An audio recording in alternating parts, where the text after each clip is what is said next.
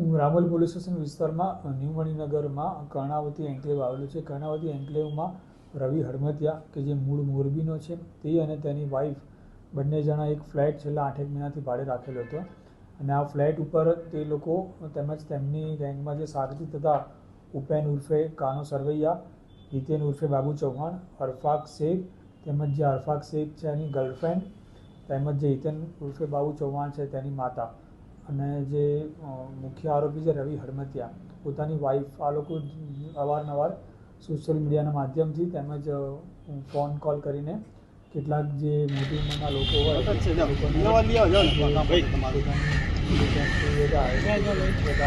કેળવવા અને સંબંધ બાંધવા માટે થઈને એ લોકોને લલચાઈ ફેસે અહીંયા બોલાવતા હતા. જ્યારે આ લોકો અહીંયા બોલાવતા હતા ત્યારે જે અરફાક શેખ છે અને તેની જે વાઈફ ગર્લફ્રેન્ડ છે એ લોકો એમને રિસીવ કરવા માટે જતા હતા. ફ્લેટમાં નીચેથી રિસીવ કરીને ઉપર લઈ જતા હતા અને ત્યાં ઉપર જે મુખ્ય આરોપી છે તેની જે વાઈફ છે એ ત્યાં હાજર રહેતી હતી, તેની જોડે વાતચીત કરતી હતી.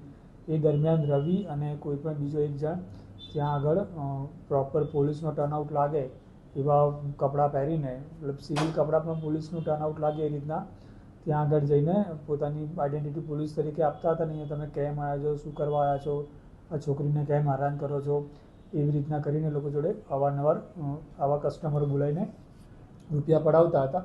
જે બાબતની ગઈકાલે રામોલ પોલીસને જાણ થતાં ત્યાં આગળ એક જે ભાઈ ગયા હતા એની જોડેથી આ લોકોએ 20,000 રૂપિયા પડાવી લીધેલા હતા અને તેને માર પણ માર્યો હતો. જે બાબતેની ફરિયાદ લેવામાં આવેલી છે. એમાંથી 3 આરોપી પકડવામાં આવ્યા છે, બીજા 4 આરોપી વોન્ટેડ છે અને 20,000 રૂપિયા તેમજ 3 ગાડી અને તમામ મુદ્દામાલ રિકવર કરવામાં આવેલ છે. લોકો સુધી કઈ રીતે પહોંચતા હતા? આ લોકોને વોટ્સએપથી તેમજ સોશિયલ મીડિયાના અલગ અલગ એકાઉન્ટ બનાવીને એ લોકો કોન્ટેક્ટ કરતા હતા અને એકવાર કોઈ પણ ત્યાં આગળ આવીને જાય તો એની જોડેથી પછી બીજા કોઈ પણ એના મિત્રોનો નંબર લઈ લેતા હતા અને એ લોકોનું સામેથી કોન્ટેક્ટ કરતા હતા.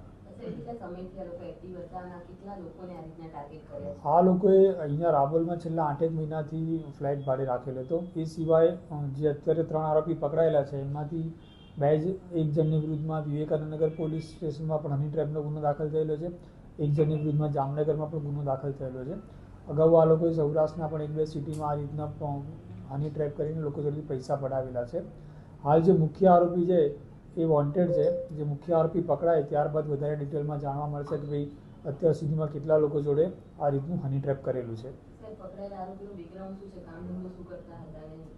જે પકડાયેલા આરોપી છે બધા અલગ અલગ સિટીના છે. એક વલસાડનો છે, એક સુરતનો છે, એક સાવરકુંડલાનો છે, એક ભાવનગરના છે. એ લોકો આ કામ અર્થે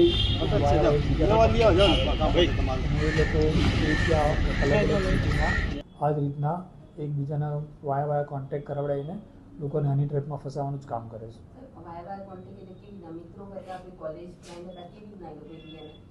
એ લોકો અગાઉ જ્યારે આ લોકો રાજકોટમાં એક જગ્યાએ હની ટ્રેપ કરેલું હતું ત્યાં આગળ કોન્ટેક્ટમાં આવેલા હતા. ત્યારબાદ એ લોકોએ સુરતમાં કરેલું હતું. સુરતમાં જે બંનેના કોમન ફ્રેન્ડ હતા, કોમન ફ્રેન્ડના મારફતે એકબીજાના કોન્ટેક્ટમાં આવેલા હતા. એ બાબતની અમે આરટીઓ પાસેથી ડિટેલ્સ માગી છે કે જે 3 ગાડીઓ પકડાયેલી છે એ કોના નામની છે, એમાં શું પ્રોસેસ છે, એની તમામ ડિટેલ્સ આરટીઓથી પાસે લઈને એમાં કાર્યવાહી કરવામાં આવશે. અન્ય જે યુવતીઓ છે આ કેસની આરોપી અને અન્ય 2 યુવતી, એ 2 યુવતી પણ આ જ કામ કરતી?